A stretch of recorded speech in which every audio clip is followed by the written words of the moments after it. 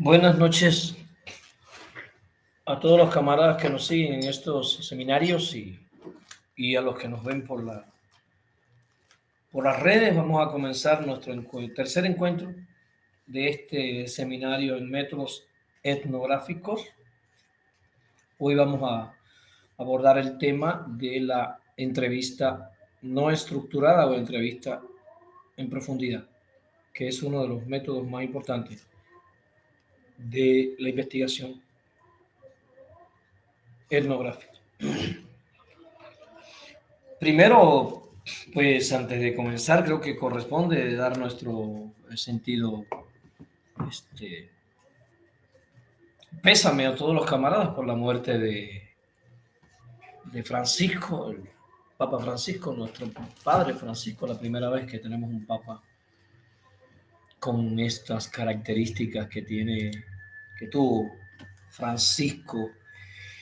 Y si ustedes me permiten, les voy a dar un dato para que lo anote por ahí y tengan una idea, para que tengan una idea de quién acaba de morir. No murió cualquier papa.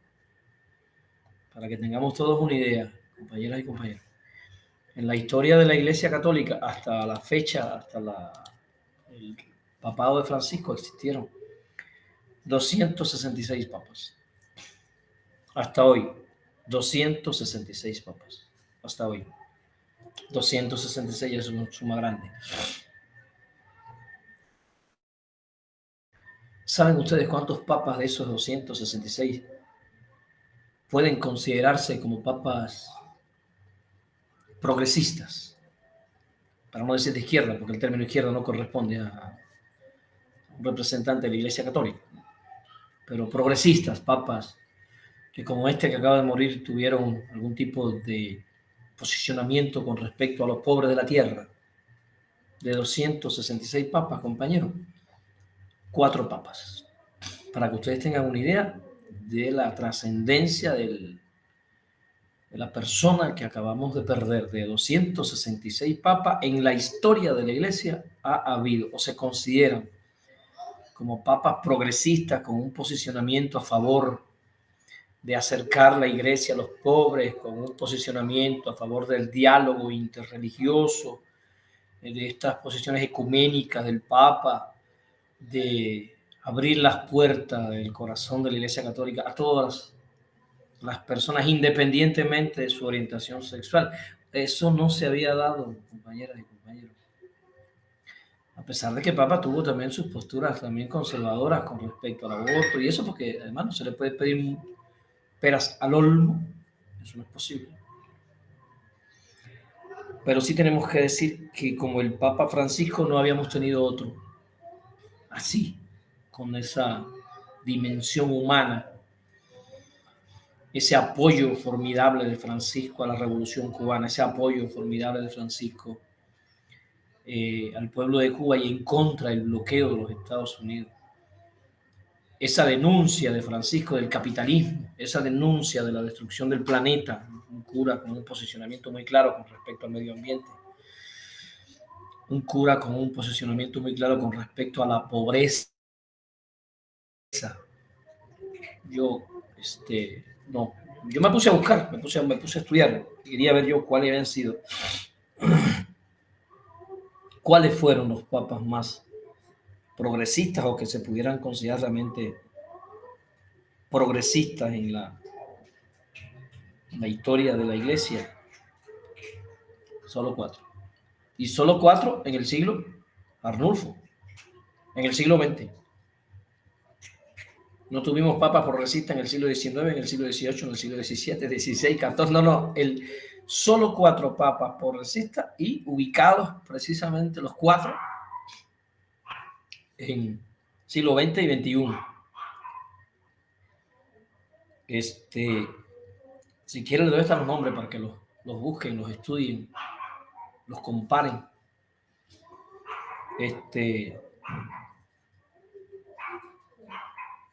El primero, o para mí uno de los más importantes, Juan XXIII, que fue papa del 58 al 63, que fue el papa, de hecho fue conocido como el papa bueno, fíjense lo que tengo. el Papa que convocó al Concilio Vaticano II y actualizó la Iglesia al siglo XX, abrió el diálogo de la Iglesia con otras corrientes teológicas. Fue Papa 5 años. Del 58, un año antes de triunfar la Revolución Cubana, al 63. Después de él vino Pablo VI, que le dio continuidad al Concilio Vaticano II, que había comenzado Juan XXIII, que fue Papa del 63 al 68. También 5 años. Ahí tuvimos 10 años de una iglesia católica que logró abrir las puertas. No se habían logrado hacer los cambios radicales que hizo Francisco, pero porque si ustedes se ponen a leer las cosas de Francisco fueron formidables. El papel que le dio a la mujer dentro del Vaticano. Francisco ubicó mujeres en puestos claves del Vaticano donde nunca en la historia había habido una mujer. Y él puso mujeres ahí porque él estaba convencido además que las mujeres eran mucho mejores administradoras que los hombres. Y el otro papa fue Juan Pablo I, que estuvo antes de Juan Pablo II, aquel papa que tanto daño nos hizo. Juan Pablo I, que además fue un papa que duró 30 días. Del 26 de agosto al 28 de septiembre del 78.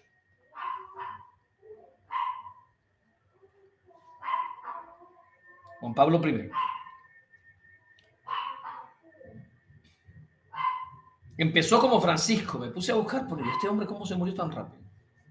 Tuvo 30 días. Empezó así como Francisco. Entrando, empezó a hacer cambios radicales en los procesos estos litúrgicos, burocráticos, ¿no? Toda esta riqueza, toda esta ostentación.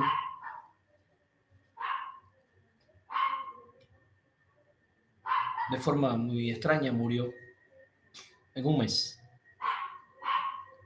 Habría que ver qué pasó ahí. Se dice que era un infarto. Y el cuarto papa, Francisco. Que sorprende, Francisco no estaba dentro de las opciones del papado. 2013, él no era una de las opciones. Él no era un papable, él era. Y tuvimos esa grata sorpresa del primer papa latinoamericano, argentino por demás. Y que bueno, hizo y dijo todas estas cosas que me imagino que a ustedes y a nosotros, a mí como marxista, nos asombraban, ¿no? Estas posturas tan radicales. Uno no esperaba que un papa utilizara la palabra imperialismo. Y yo lo escuché a él hablar de los imperialismos. Y digo, no los voy a mencionar porque son evidentes, pero yo lo oí hablar y decía, y lo acusaron una vez de comunista, fíjese qué interesante. Bueno, siempre lo acusaron de comunista. Y él decía, no, yo no soy comunista, yo soy cristiano. Pero el cristianismo es un comunismo. Y eso es un texto que ustedes tienen que leerse. Por aquí lo tengo, se lo voy a presentar ahora mismo. Porque creo que es importante que todos nos leamos ese texto, porque con este rollo de que si comunismo o no, a ver si lo tengo aquí. Y si no, después se lo busco para que ustedes lo vean.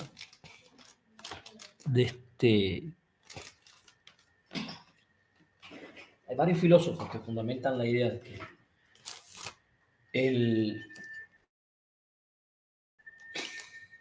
cristianismo es un comunismo y que el primer comunista de la historia fue Jesús. El comunismo no es una creación del materialismo, que el comunismo nació naciendo idealista, no materialista.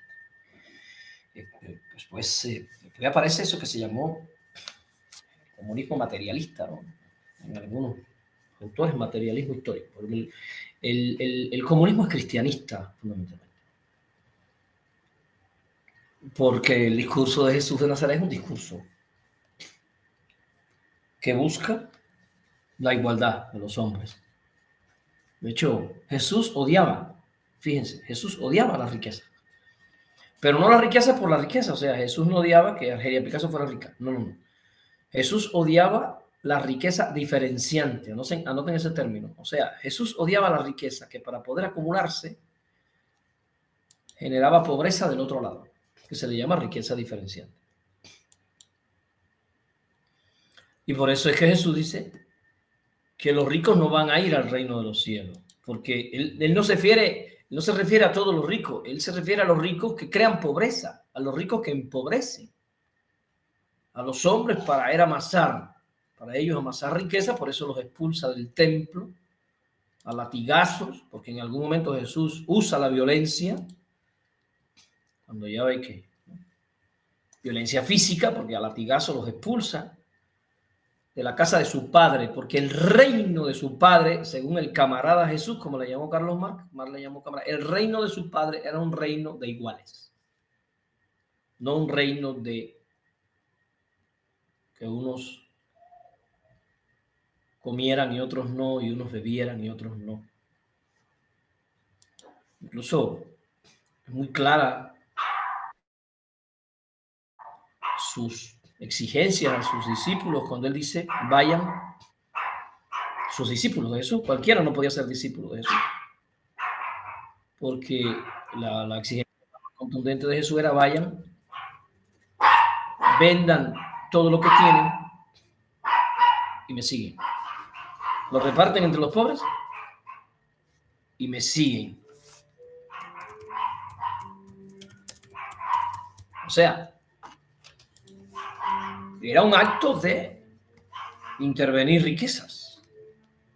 No en el sentido de la intervención del Estado actual, pero Jesús les exigía, vete, vende todo, tienes material, lo repartes entre los pobres y luego me sigues.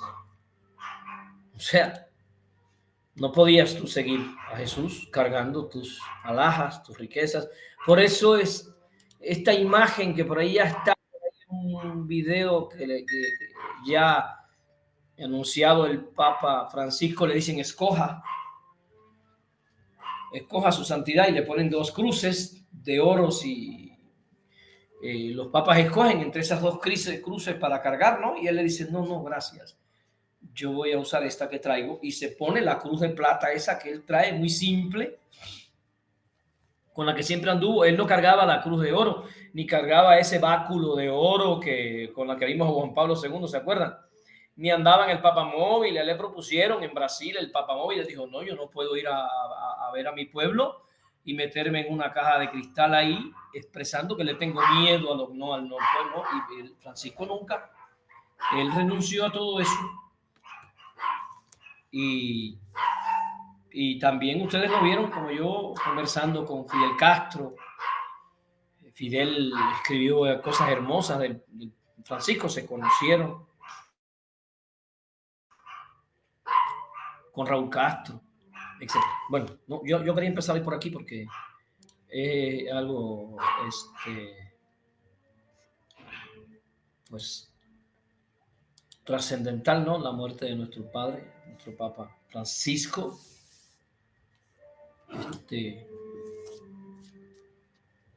Ahora, compañeros y compañeras, esperar a ver a quién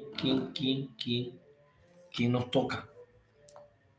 Porque los que yo he visto, me he puesto a leer ahí algunos papables, algunos que pueden ser candidatos. Estoy realmente espantado, porque hay hasta uno que es un gran amigo de Donald Trump. ¿Se imaginan que salga nos toque eso? Porque este papa se posicionó contra la masacre de Israel contra Palestina, fue muy claro. Si nos tocara un papa que no tuviera una posición tan clara bueno, ya. Hay que esperar a ver. Ojalá nos den una sorpresa y nos toque un papa que tenga este nivel de espiritualidad, este nivel de apertura hacia los humildes que tenía el querido Francisco. Bueno, vamos a la clase. Hoy vamos a abordar un tema que es fundamental en la etnografía, que es la entrevista. Entrevista a profundidad para la investigación de tipo etnográfico. Yo antes de empezar entrevista a profundidad, les voy a dar los tipos de entrevistas que hay, para que los tengan ubicados y ya ustedes puedan ver algunas diferencias. Existen cinco tipos de entrevistas en la investigación en general, ¿sí? La primera, la más conocida, la más usada, es la entrevista estructurada, que es esa entrevista en la que las personas elaboran esas preguntas y muchas de esas preguntas tienen respuestas incluso de tipo dicotómica, cerradas, sí, no. Esas entrevistas que se usan mucho en la investigación de corte cuantitativa. Se le llama entrevista estructurada. Y es una entrevista donde todas las preguntas que se van a hacer están pensadas por el investigador. Y muchas respuestas también están pensadas y el entrevistado tiene que escoger entre las opciones que el entrevistador le da. Por eso se llama estructurada. Es una entrevista que es muy útil para hacer ciertos tipos de investigaciones, ciertos tipos de exploraciones, pero con muchas limitaciones para otras cosas. Bueno, además de esta entrevista estructurada, donde están todas las preguntas concebidas por el investigador y las respuestas también están concebidas por el investigador, pasamos a lo que serían las entrevistas semiestructuradas. Semiestructuradas. Que son entrevistas donde hay preguntas cerradas, pero también algunas preguntas abiertas. Esta es de las que más yo he usado en mi experiencia como investigador.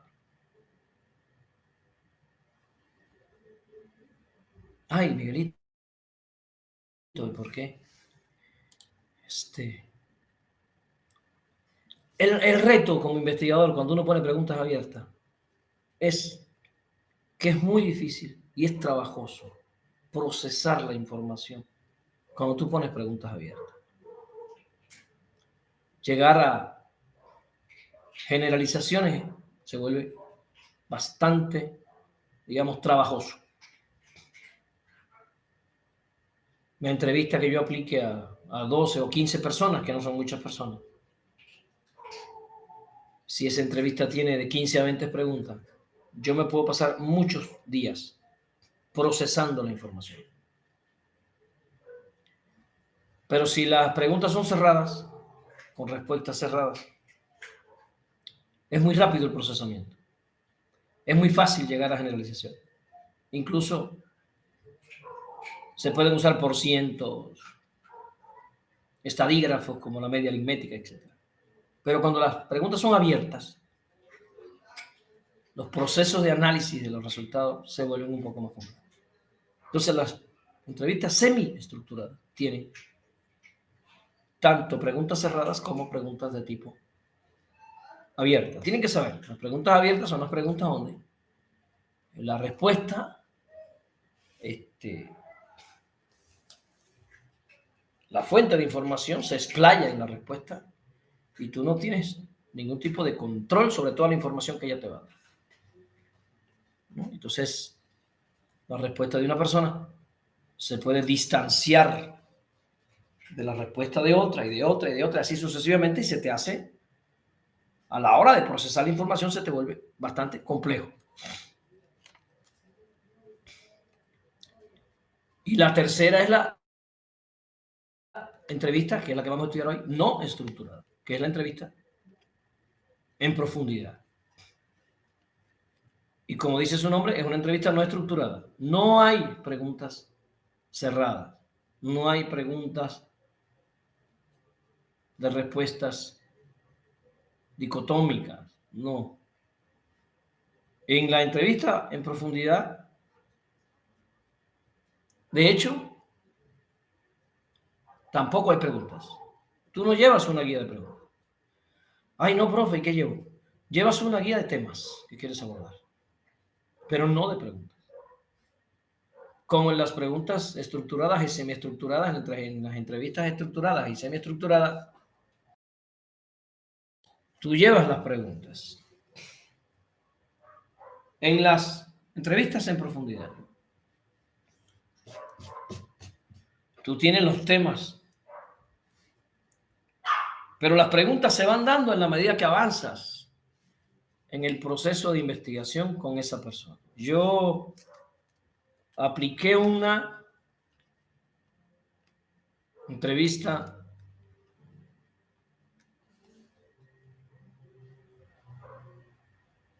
no estructurada en una investigación que hice con mujeres cabezas de familia. Ya le he comentado esto a algunos que estuvieron en el diplomado de investigación. Por ahí, a ver si las encuentro, se las comparto. Para que puedan leer la respuesta y el modo en que lo trabajé yo. Yo quise hacer un estudio sobre cómo las madres cabezas de familia, o sea, mujeres que son responsables de su núcleo familiar, de alimentar a las personas, ¿no? No quise poner mujeres divorciadas porque me parece ofensivo, ¿no? Porque divorciada es como que una mujer sin un hombre, ¿no? Entonces, entrevisté a 3 sobre su relación con la escuela en el proceso de sana distancia en el COVID. ¿Cuáles fueron las cosas más, digamos, interesantes que me ocurrieron en este complejo proceso de entrevista? Porque es bastante complejo. Que algunas empezaban a llorar en medio de la entrevista. Empezaban a llorar. Porque una de las cosas que tiene la entrevista en profundidad es que como tú vas abordando las cosas según ella va exponiendo, se vuelve un proceso bastante emocional. O sea, en las entrevistas en profundidad, también me pasó con unas estudiantes de la maestría que puse como actividad que me hicieran una investigación sobre el machismo en su familia, aplicando entrevistas en profundidad con sus madres o sus hermanas mayores, etc.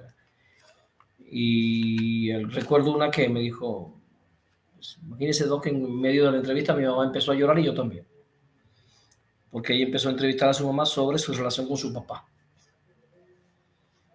Y empezó a enterarse de cosas ahí bastante para ella difíciles. Entonces, esa es una de las cosas que quiero que anoten antes de yo empezar a desarrollar ya el tema con más orden, que las entrevistas en profundidad es un instrumento en el cual no se conciben las preguntas con antelación, sino más bien los temas, y el investigador se va moviendo según el proceso humano, comunicativo y emocional que se despliega delante de él.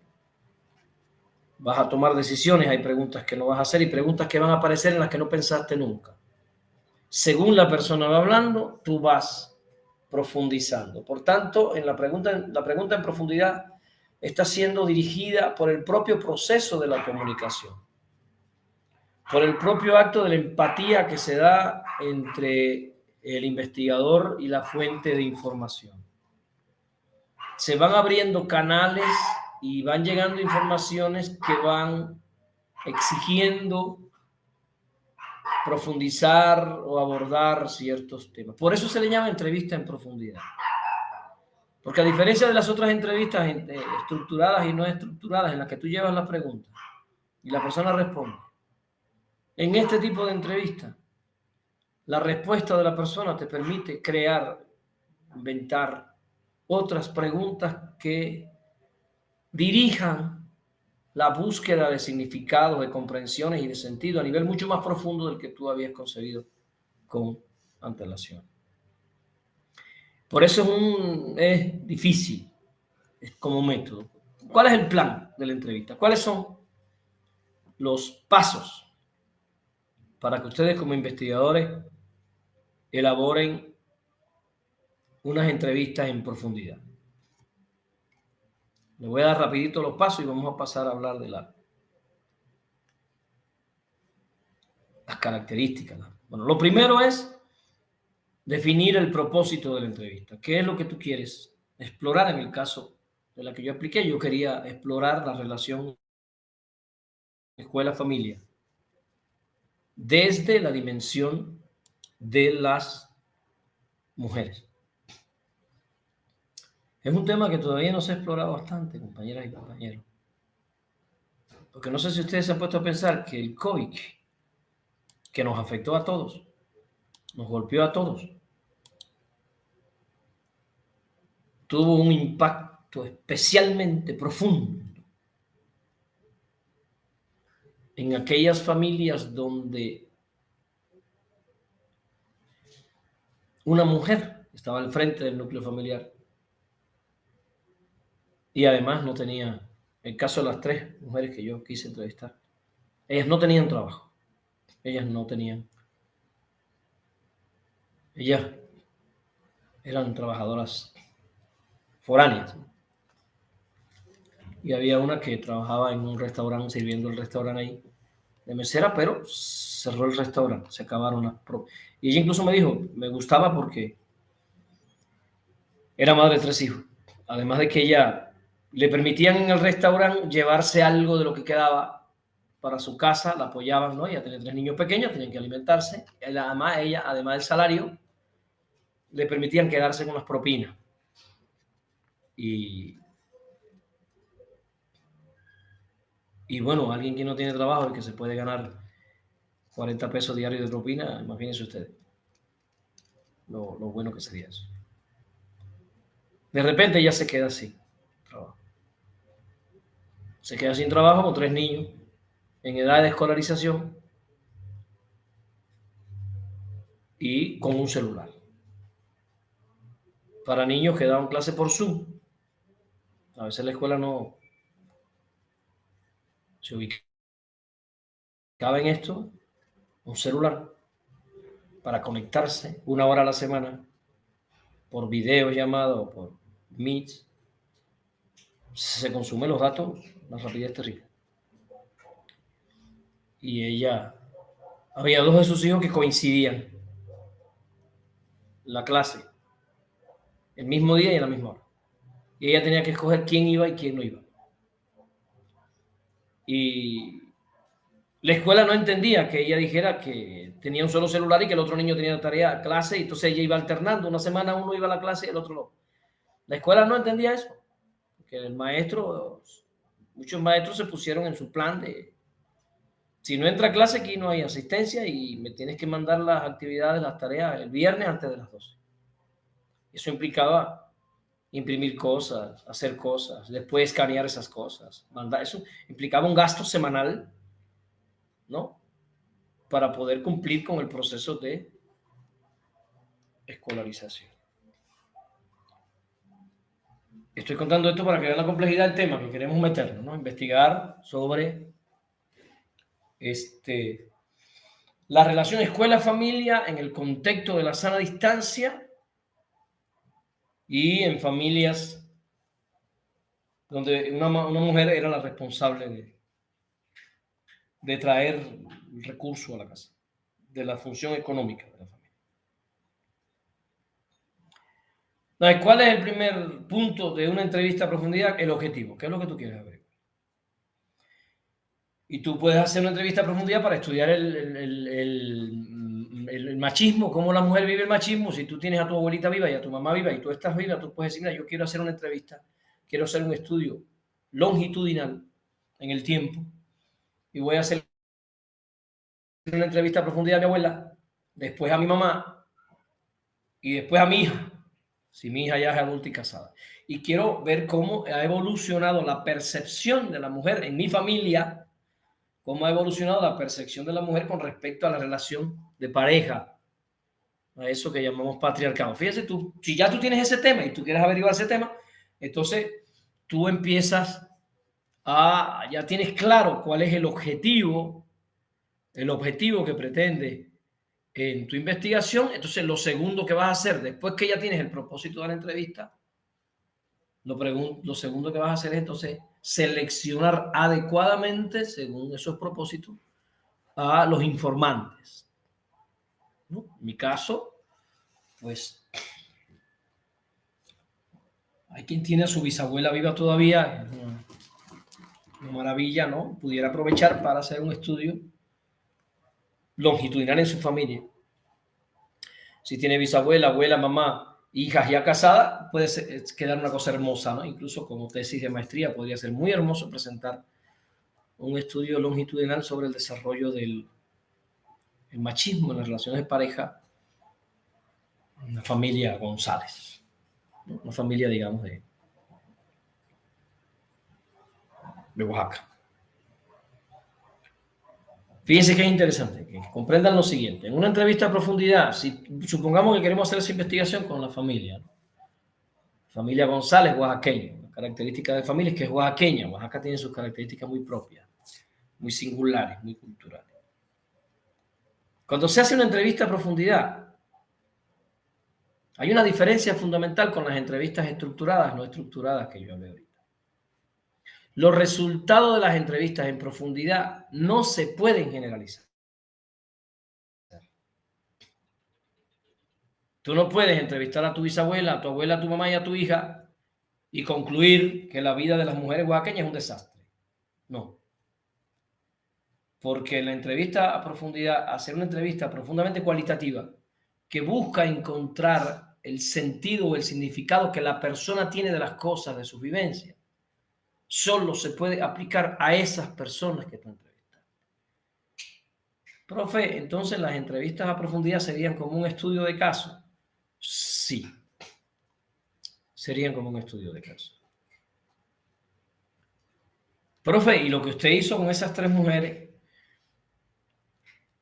Un estudio de caso. Hice un estudio de caso de 3 mujeres cabezas de familia oaxaqueña, de clase pobre, sin trabajo, para ver cómo a ellas 3 le fue con el proceso de escolarización.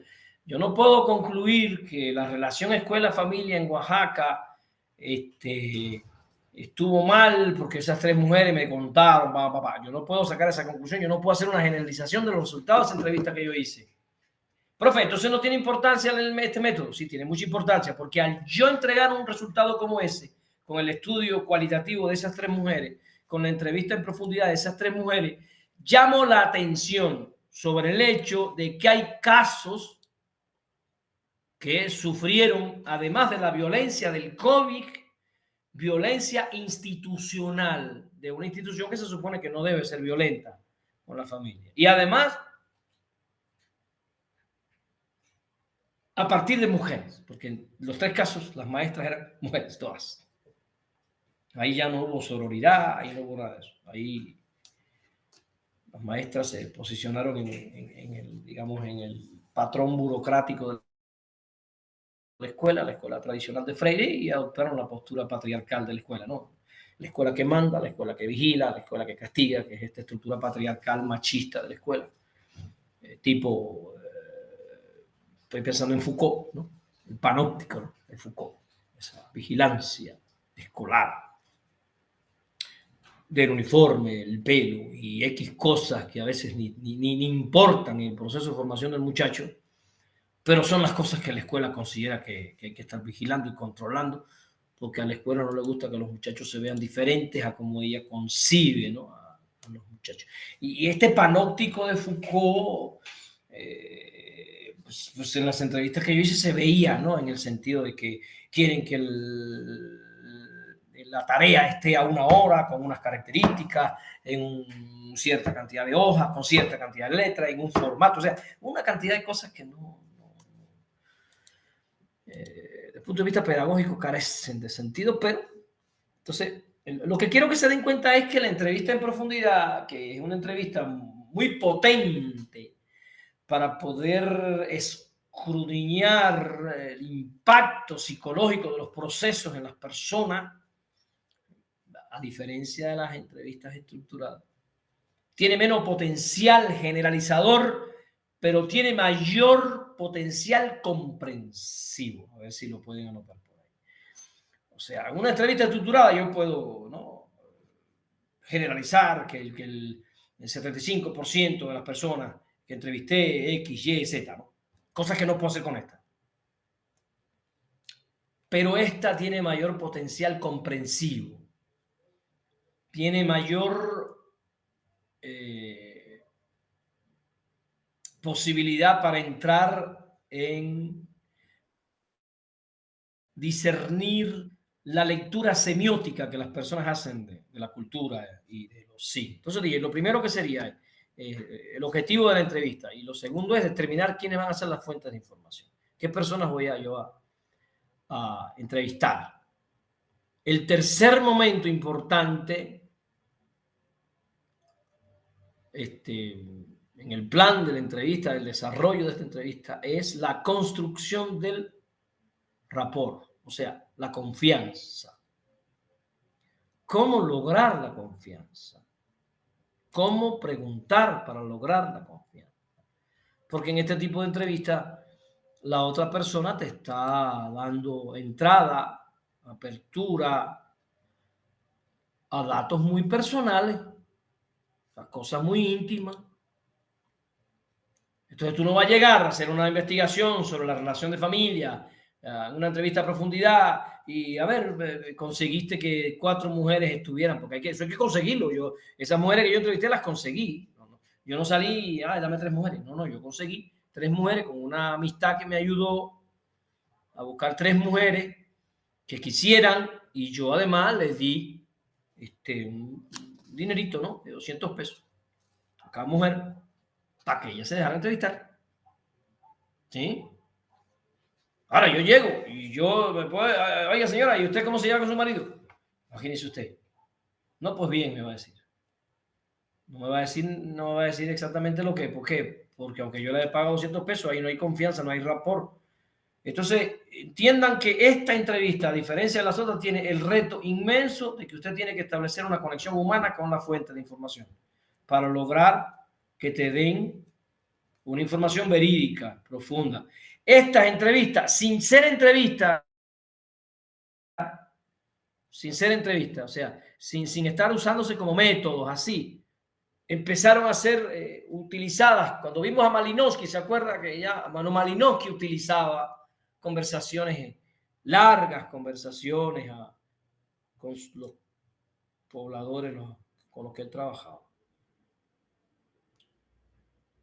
Pero fue realmente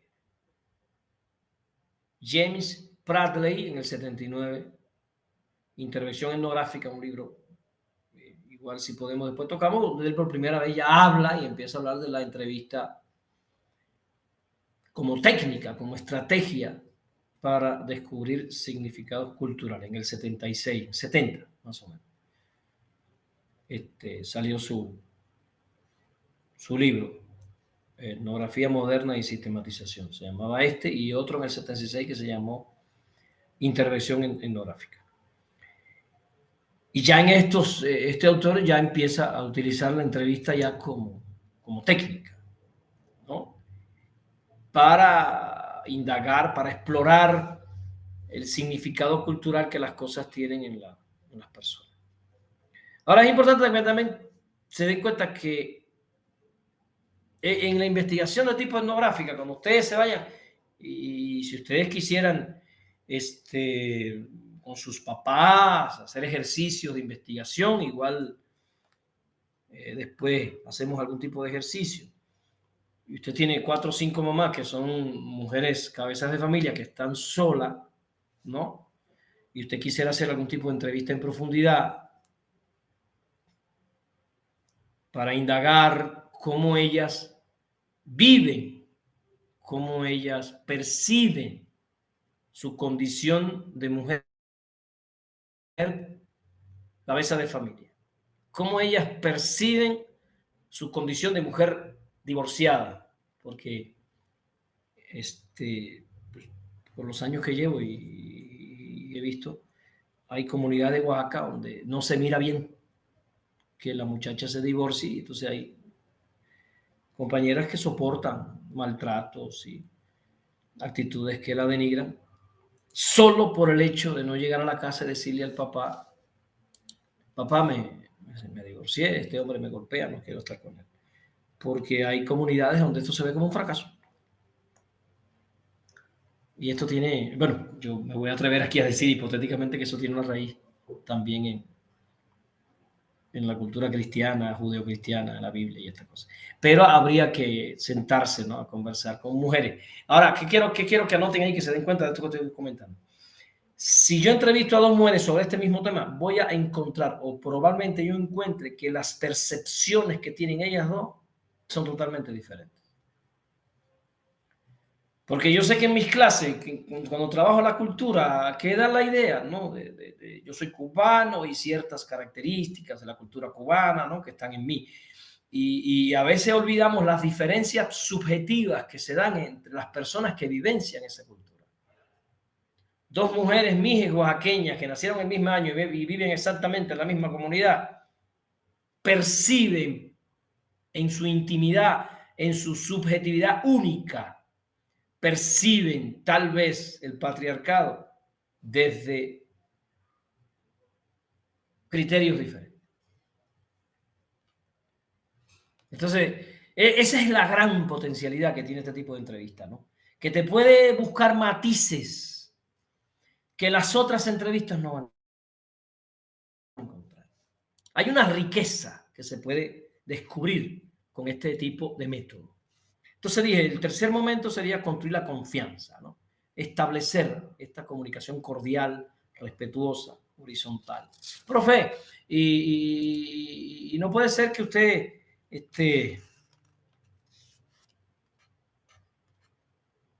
pues las conozca y al ratito ya tenga confianza. Eso es complicado. ¿Y cómo usted le hizo con esas mujeres, profe? Yo las entrevisté por Zoom porque estábamos en COVID. No, estaba prohibido. No podía yo hacer una investigación ahí buscando gente porque... Y entonces conseguí esas fuentes de información, le hice su pago y nos citamos en el Zoom y hablé con ella así como estoy hablando con ustedes. Así, ¿no?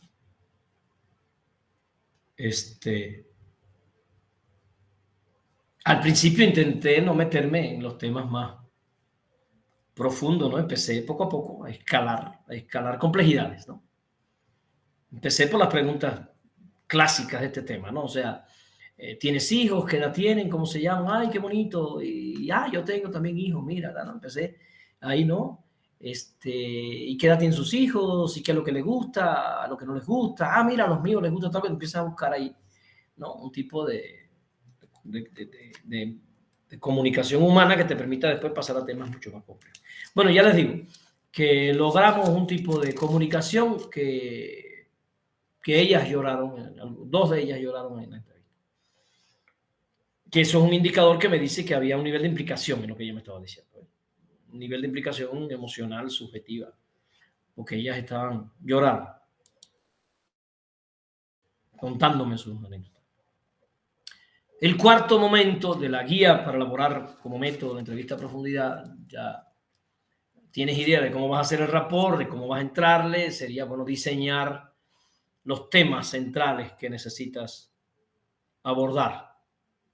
Fíjense, yo ya no dije preguntas, dije los temas que tú quieres abordar y esos temas los puedes ir ubicando en subtemas. O sea, si tú quisieras hacer una entrevista sobre el patriarcado, una investigación longitudinal con tu bisabuela, tu mamá, ¿no? Tú puedes buscar un tema que quiero abordar es el patriarcado en la infancia, ¿no? Y entonces ahí voy a preguntar, ¿qué juegos jugaban? ¿Jugaban los mismos juegos los niños y las niñas? ¿Y qué actividades hacían en la casa? ¿Apoyaban a la familia con las mismas actividades los niños y las niñas? ¿No? ¿Y qué permitía mamá a los niños y las niñas le permitían, o sea, la niña podía andar en el monte subiéndose en los árboles o estaba en la casa trillando los frijoles mientras el otro estaba por allá pastoreando chivas, ¿no? Y entonces puedo tener, ¿no? Y ese tema de la infancia puedo buscar varios subtemas. Después puedo buscar adolescencia, ¿no? Juventud y los subtemas que quiero abordar. Y ya en la medida que la entrevista va avanzando, yo voy montándome en los temas y subtemas, en los temas y temas, y voy elaborando las preguntas según se vaya desarrollando la entrevista. Y después puedo tener como tema la emocionalidad y las relaciones afectivas, ¿no? Entonces le puedo preguntar, ¿no? Ya, si es tu bisabuela y tu abuela, pues hay un nivel de empatía, ¿no? De confianza. Si era cariñoso el bisabuelo, si era delicado, si la trataba bien, qué palabras usaba para referirse a ella, no sé, ¿no? Entonces, estas entrevistas en profundidad van como vuelo de mariposa, así. No hay la linealidad de la entrevista estructurada y la entrevista semiestructurada, sino que aquí hay giros, a veces inesperados, que van apareciendo a partir de las cosas que la misma fuente de información te va diciendo, ¿sí? No hay una linealidad de los temas, sino que hay rupturas, recodos, etc. El otro aspecto a considerar es que organices el orden lógico de los temas y subtemas.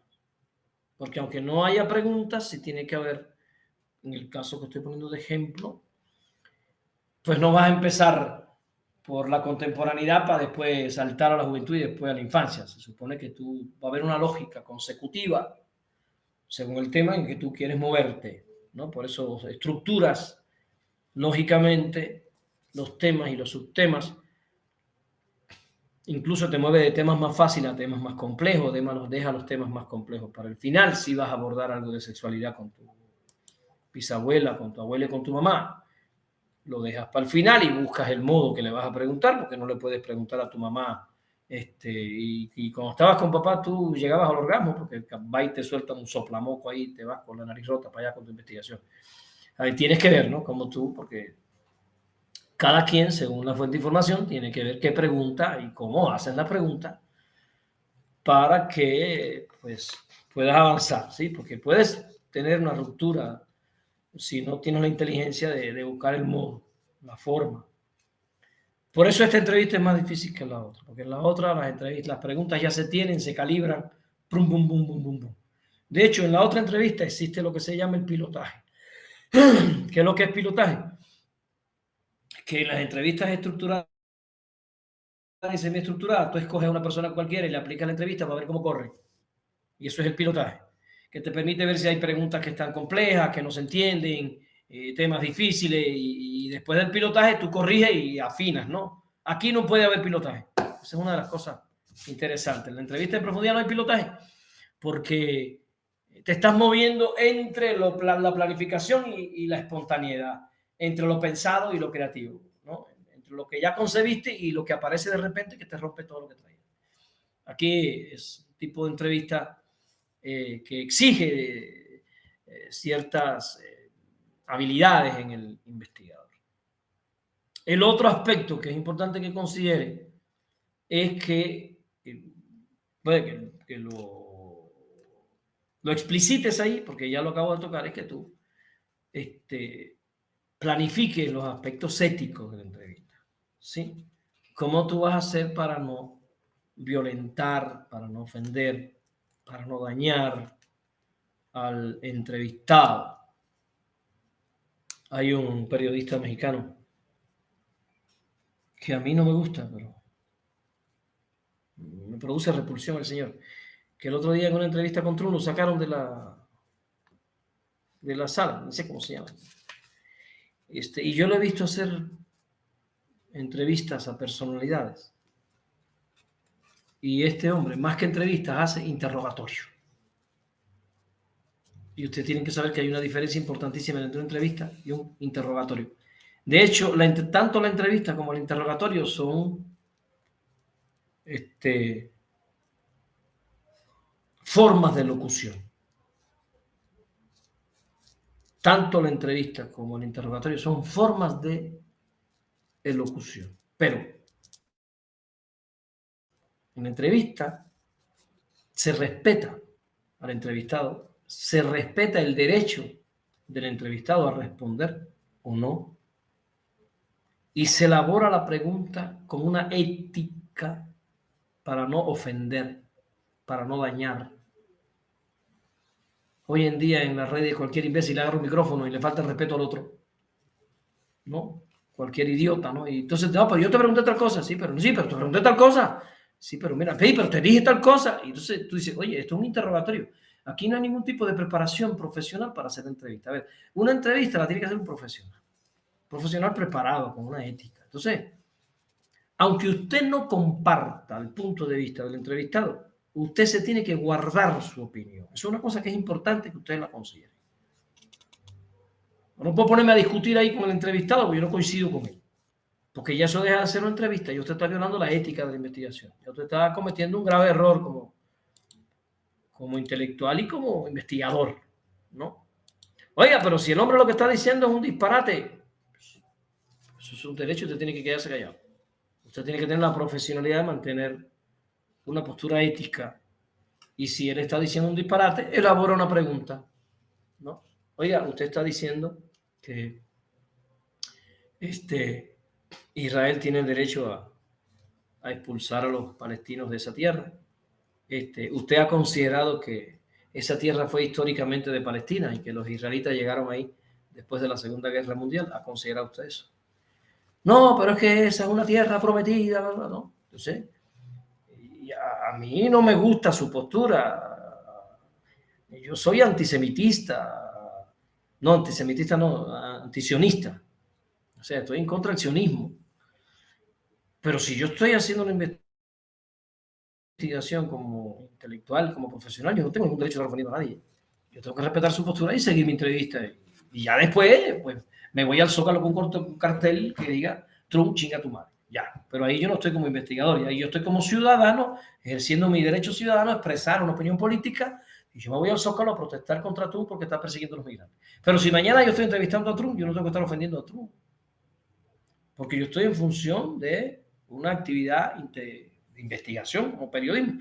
Y nosotros tenemos que recuperar el periodismo como profesión, como ética. Por eso digo, lo otro que no pueden ustedes obviar es que ustedes tienen que planificar los aspectos éticos de la entrevista en profundidad. Porque como es una entrevista en profundidad, puede ocurrir que en algún momento la fuente de información diga algo que no compartas.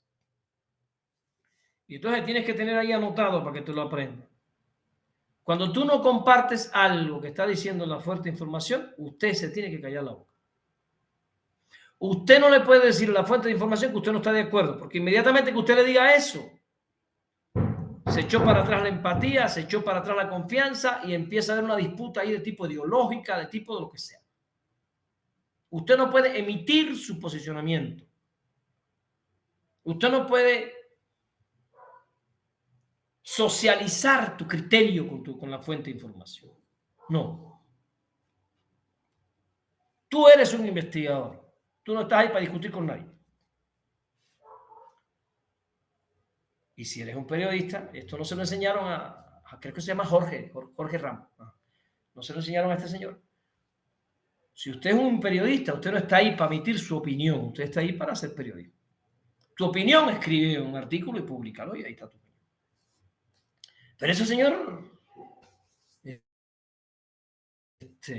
hace las preguntas de manera incluso ofensiva. Ofende. Y yo vi cuando lo sacaron del Salón Oval ahí que estaba con Trump. Y él preguntó de manera, además, incorrecta como periodista. Él provoca eso. Porque yo le puedo preguntar a Trump, oiga, presidente, desde su punto de vista, los migrantes son un problema para los Estados Unidos. Sí. ¿En qué momento comienza a convertirse el migrante en un problema, presidente? Porque su familia migró a los Estados Unidos. Y los Estados Unidos recibió con los brazos abiertos a su familia. Y también lo trataron que, mire, usted es presidente de los Estados Unidos. Pues no es lo mismo que yo le pregunte así que, oiga, presidente, pero usted ¿por qué persigue a los migrantes? Si ustedes son migrantes también. Oye, pero es que ese no es el modo de hacer una pregunta, porque tú lo que estás es molestando a la fuente de información, tú no estás ahí para eso, tú tienes que ser un profesional a la hora de preguntar. Llevar al otro a que el otro exponga su punto de vista para que el público tenga esa información lo más objetiva posible. Porque entonces, si yo molesto a la fuente de información, como pasó con Trump, empieza a decir disparate. Ya no sabemos lo que piensa Trump. Ahora lo que tenemos es lo que Trump dijo cuando se enojó, y sabemos que Trump cuando se enoja dice cualquier cosa, ¿no? Entonces ya carece de objetividad la entrevista. Pierde objetividad porque yo molesto a la fuente de información, yo también estoy molesto, y bueno, al final lo sacaron y después lo dejaron entrar otra vez y volvió con su pregunta. Pero él se ve a la hora de preguntar que él realmente carece de una educación profesional como periodista y como investigador.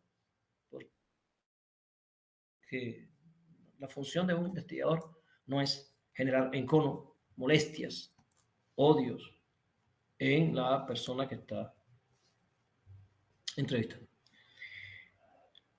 Estoy explicando esto porque puede que usted se tope que le va a hacer la entrevista a su abuelo y a su bisabuelo en vez de a su abuela, y tu abuelo te diga en tu cara que la mujer está aquí para servir al hombre, que lo dice la Biblia. No te vas a poner a discutir con tu abuelo, Sara. Tú tienes que mantener una postura, digamos, fíjense que no voy a decir mantener una postura neutra, mantener una postura ética. Tú no eres neutro, a ti lo que está diciendo no te gusta, pero tú no tienes que violar la ética por eso. No hay neutralidad en el investigador, pero tiene que haber ética, tiene que haber profesionalidad. Eso es importante para que logremos un trabajo lo más objetivo posible. Además, tienes que, como otro elemento más, considerar las logísticas de la entrevista en profundidad. ¿Por qué? Cuando Malinowski comenzó a realizar este tipo de entrevistas a principios del siglo XX, y cuando en la década del 70 Sprangley empezó ya a convertir en un método las entrevistas a profundidad, no teníamos los desarrollos tecnológicos que tenemos hoy. ¿Sí?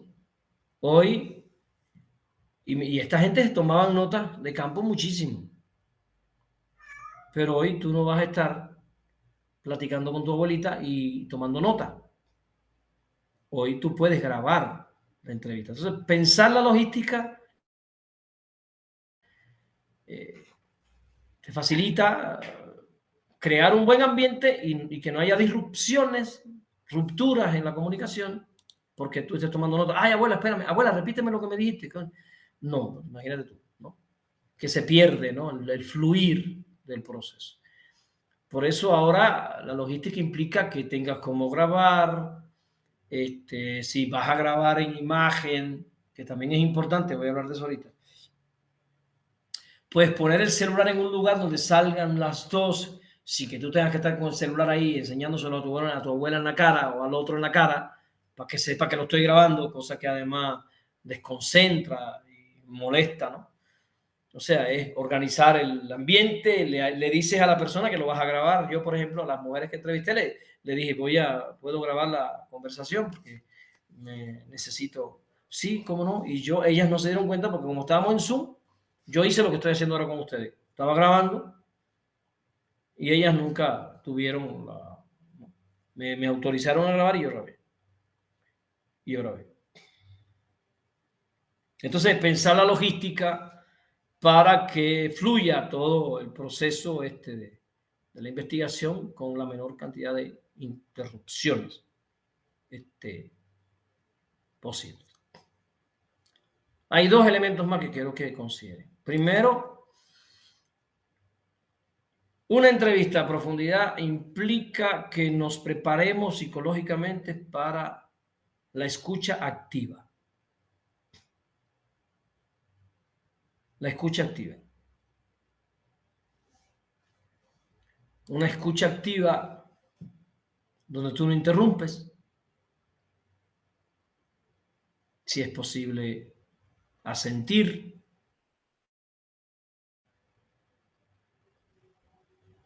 mostrar apertura a su opinión. Su opinión puede ser un desastre, pero tú no le vas a decir eso ahí. No, no se lo vas a decir. Por tanto, escucha activa significa que estoy abierto a experiencias inesperadas. Estoy abierto a opiniones inesperadas. Estoy abierto incluso a posicionamientos que pueden entrar en conflicto con mis propias creencias. Pero yo tengo que estar abierto a eso.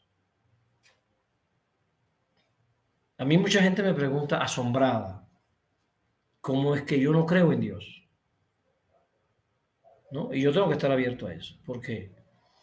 Porque para una persona que cree, encontrarse un otro como yo que no cree en nada, que cuando me muera me va a comer los gusanos, no va a quedar nada más que mis escritos, mis libros y los amigos con los que interactúo. O sea, voy a trascender, pero voy a trascender en mis obras y en mis actos, no voy a trascender en espíritu que vaya saliendo yo volando por ahí, ni regrese como una monarca. Hay personas que tienen creencias muy profundas y yo le digo eso y me ven como un bicho raro. ¿Cómo? Pues, ¿tú no crees en nada? En nada, en nada, en nada. No, no. Y no, pero no te preocupes que yo soy muy abierto, ¿no? Ah. Y hay gente que incluso me dice, Miguelito, tú eres cristiano, pero tú no te has enterado todavía. Porque hay gente que se le hace difícil. Entonces tú en una entrevista a profundidad tienes que estar dispuesto a abrir tus capacidades de asumir la diferencia, que el otro en las diferencias también es una riqueza para la humanidad. El otro en las diferencias es una riqueza para lo humano. Las diferencias nos hacen fuertes, nos hacen culturalmente potentes. Muchas veces los conflictos que se dan entre las personas se dan por nuestra propia estrechez mental, nuestra incapacidad para abrirnos a otras comprensiones, a otras visiones, a otras cosmovisiones, a otros modos de entender y relacionarnos con el mundo. Pues si yo soy católico, quiero que el otro sea católico. Y si me dice que el otro es judío o es cristiano, ya empiezan a pelearse sus religiones ahí y que la mía sí y la tuya no. Y los argumentos además son hasta flacos, esmirriangaditos y risibles, ¿no? Es que en tal versículo dice tal cosa y ya eso es un argumento para que yo me pelee con otro. No, cuando vayas a hacer entrevistas en profundidad tienes que dejar todos esos prejuicios, tabúes, incluso las mezquindades humanas y abrirte como investigador a lo que viene, a lo que viene. Entonces, considerar algunos elementos, además de estos elementos que ya dije, que serían más bien elementos metodológicos, lo que hablé hasta aquí, fueron algunos elementos metodológicos fundamentales para concebir una entrevista a profundidad. Ahora quiero abordar algunas características, algunos objetivos. Quiero hacer algunas precisiones que, en mi opinión, son fundamentales metodológicamente para avanzar con este instrumento. Primero, entender que la entrevista a profundidad busca o está dirigida a descubrir significados culturales que las otras personas tienen, interpretaciones personales y a veces íntimas y a veces únicas. No queremos saber lo que hacen las personas, porque para estudiar lo que hacen las personas utilizamos la observación participada. Y vemos lo que hacen. Yo veo ahí que va una bola de gente detrás de un tambor y las campanas clan, clink, clan, clan, y yo voy y pregunto, ¿qué pasó? No, llevan al niño de no sé qué, de Atocha, no sé, vestido para allá, para la iglesia. Eso es lo que yo veo. Eso yo lo estoy viendo con la observación participante. Pero si yo quisiera descubrir qué significa eso para cada persona, yo tengo que hacer una entrevista en profundidad. Fíjense qué interesante es darnos cuenta hasta dónde me lleva un método y hasta dónde me lleva otro. Con la observación participante que vimos en la clase pasada, desde Malinowski, yo puedo estudiar los procesos objetivos que ocurren frente a mí en la comunidad. Pero para yo estudiar cómo esos procesos objetivos son significados por cada persona, interpretados por cada persona, subjetivados por cada persona, yo necesito otro método, la entrevista a profundidad. Fíjense que se complementa. Tú puedes ver ciertas conductas de tus estudiantes en la escuela, estás haciendo una observación participante, estás anotando, ¿sí?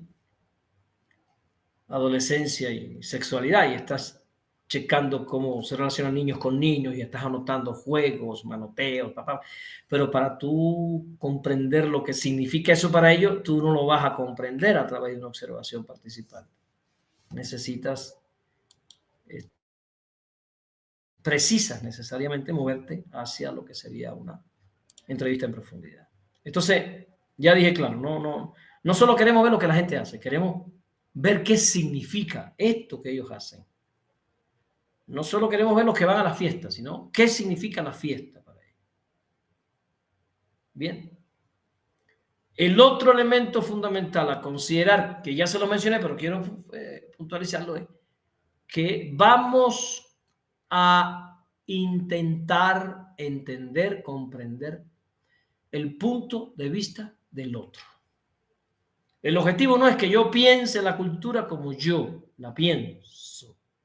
No es imponer mi lógica. Lo que yo quiero es entender, comprender cómo él piensa la cultura, cómo ellos piensan la cultura, que no es lo mismo. Por tanto, aquí te tienes que dar cuenta que, digamos, epistemológicamente tú vas a desplazar la investigación desde el marco de referencia mío al marco de referencia del informante. Fíjate qué interesante, porque la mayoría de las investigaciones que hacemos en pedagogía las hago desde mi marco de referencia. Eso a mí me pasa con mis publicaciones, ¿no? Desde mi marco de referencia, desde mis conceptos, desde mi categoría. Publiqué un ensayo que se llama La disciplina como herramienta emancipatoria, algo así. Pero yo lo escribí desde mi marco referencial, desde mi epísteme, desde mi conocimiento, desde mi categoría. Ya, aquí no. Cuando voy a meterme en un trabajo como este, tengo que estar claro como investigador, como filósofo, como epistemólogo, que yo voy a desplazar el marco interpretativo a la cosmovisión de la fuente de información, no la mía. Por tanto, lo que yo voy a hacer es tratar de describir, de interpretar o de comprender los procesos a partir de cómo él los está explicando, no de cómo yo los entiendo o cómo yo los explico. Eso es fundamental porque si violentamos esos textos, terminamos haciendo otro tipo de métodos. ¿Sí? Si empiezo yo a interpretar yo, a describir yo, ya yo no estoy haciendo, no estoy en una entrevista profunda. Entonces, en definitiva, estoy buscando patrones culturales que muchas veces no son los mismos. Esto es fundamental para los maestros. Fíjense que ya en el siglo XX, en la segunda mitad del siglo XX y XXI, se están utilizando muchos de estos métodos para hacer estudios en grupos de ciudades, hacer estudios de homeless, personas sin casa en Estados Unidos, como le llaman homeless. En pandillas norteamericanas hay estudios importantes donde se buscan cuáles son los significados culturales que tienen estos grupos. Los maras salvatruchas, estos que están ahora persiguiendo ahí, etc. Para hacer investigaciones de estos grupos humanos, pues tenemos que tener estos elementos que hemos abordado hoy sobre cómo desarrollar y cómo aplicar lo que sería una entrevista a profundidad. Y el último elemento que quiero mencionarles sería sugerir que a la hora de elaborar los temas, que a la hora de preparar los modos en los que nos vamos a meter en la entrevista con la fuente de información, pensemos en diseñar preguntas con un potencial etnográfico, ¿sí? O sea, en el caso que estés trabajando la investigación transversal, longitudinal con tu abuela, ¿no? Preguntas etnográficas implica qué juegos jugaban y qué sentías cuando jugaban, qué información te daban los adultos como el juego, aprobaban ese tipo de juego, por qué jugaban esas cosas y no jugaban la otra. ¿Sí? ¿Qué juegos jugaban las niñas y qué juegos jugaban los niños? ¿Cuál era la diferencia entre estos juegos? ¿Por qué las niñas jugaban eso y los niños no? Hay patrones culturales que pasan inadvertidos y llegan a nuestros hijos. Llegan a nuestros hijos. Yo tengo un chiquitito, vamos a la tienda a comprar playerita o algo para él. Papi, mira esta rosita, qué linda, ¿no quieres esta rosita? No, no, no, eso es de niña. Dime tú, ¿dónde sacó eso? Porque yo me imagino que en la escuela no le dicen eso. Él aquí no tiene televisión. Pero hay toda una avalancha de juguetes, de spots televisivos, de caricaturas, donde a ellos no están, digamos, culturalmente, ¿no?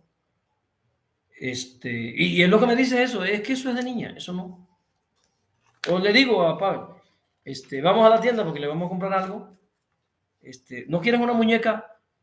Ah, y se ríe, pero sí como burlando, como yo voy a querer una muñeca. Y yo jamás aquí, no, no, no, pero él no quiere jugar con muñecas. Entonces, hay muchos elementos culturales que a veces nosotros no descubrimos, pero que están incidiendo sobre.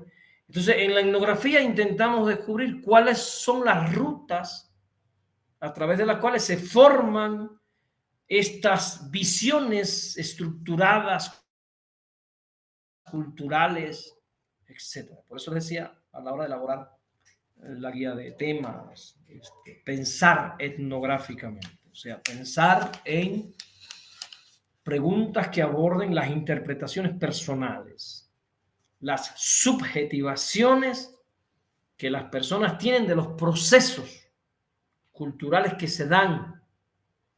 Ahora mismo en Semana Santa vimos muchísimos videos en las redes de pueblos en México que suben a un cristiano en una cruz y ahí lo traen sufriendo en la cruz, o otro cargando la pinche cruz para allá y para acá, y van otros azotando al infeliz ahí.